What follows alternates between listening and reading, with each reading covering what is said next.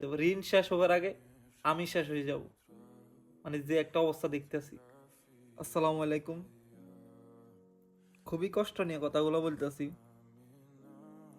মানে আমার জীবনে আমার 20-22 বছর আমি এত অসুস্থ আমি কখনো হই নাই। আমার জীবনে আমি কখনো এত ওষুধ দাবাই আমি খাই নাই। আমার জীবনে দেশে থাকতে আমি 20-22 বছরের ভিতর আমি একদিনের জন্য আমি বড় একটা হাসপাতালে ভর্তি হই নাই।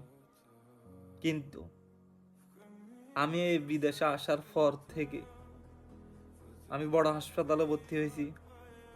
কয়বার যে দেশের থেকে ওষুধ আনছি তার কোনো হিসাব নেই। কষ ওষুধ খাইছি তার কোনো হিসাব নেই। ভালো মানুষ, সুস্থ মানুষ আমি বিদেশে মাটিতে পা রাখছি। কদিন পর পর পর আমি অসুস্থ হয়ে যাই। মানে বুঝি না কারণটা কি, কারণটাই খুঁজে পাই না। শুনতাম দেশে থাকতে মানুষ বলতো বিদেশে আসে সুস্থ মানুষও অসুস্থ হয়ে যায়, তার বড় প্রমাণ আমি। মানে কি বলবো, কথা বলতে খুব কষ্ট হইতাছে। খুবই অবস্থা খুবই খারাপ। সুস্থ মানুষ অসুস্থ হয়ে যায় বিদেশে আসে।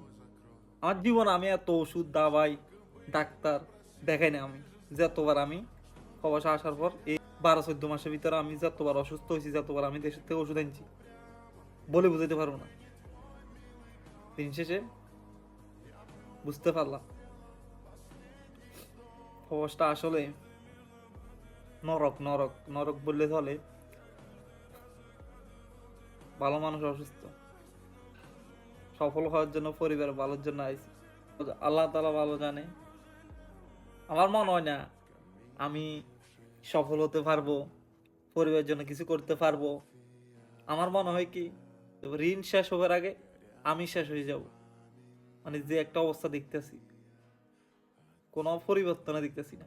অসুস্থ অসুস্থ অসুস্থ দিন যার।